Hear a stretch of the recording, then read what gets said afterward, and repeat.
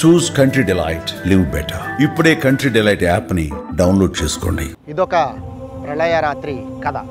పౌర్ణమి ముంగిట కడలి కరాళ నృత్యం ఆడిన కథ.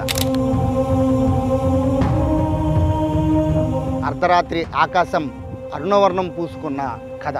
టన్ను బరువు ఉండే అలా అమాంతం మీద పడిన కథ. ఏదో దూరాన మండుతున్నట్టు దాని షేడు ఆకాశంలో మనకి ఈ పొద్దు కూకేటప్పుడు పొద్దు పొడిచేటప్పుడు కనపడిన రిఫ్లెక్షన్ లాగా కనపడింది.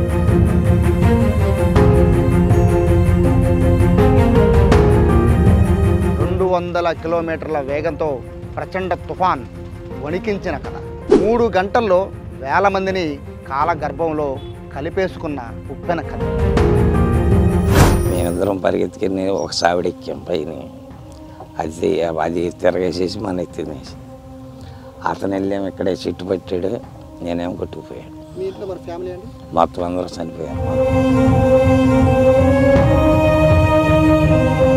బయటికి వస్తే కడలలోకి, ఇంట్లో ఉంటే జీవ సమాధిలోకి వెళ్ళక తప్పని కథ. కళ్ళ ముందే తల్లిదండ్రులు, ఒడిలో ఉన్న చంటి బిడ్డలు కొట్టుకుపోయిన కథ.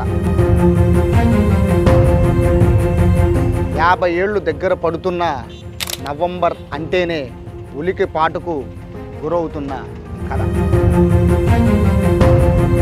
సాయంకాలం 4ంటికి వచ్చిందా, మళ్ళీ 7ంటికల్లా 7 దాకా లేదు అసలు. అటు 2 ఆకులు వచ్చి తోసేసిండే, 3వ ఆకు లాగేసిండ. ఇది దివిసీమ వ్యధ, ఎప్పటికీ మానని కన్నీటి గాథ. ఇది నవంబర్ 19 కథ.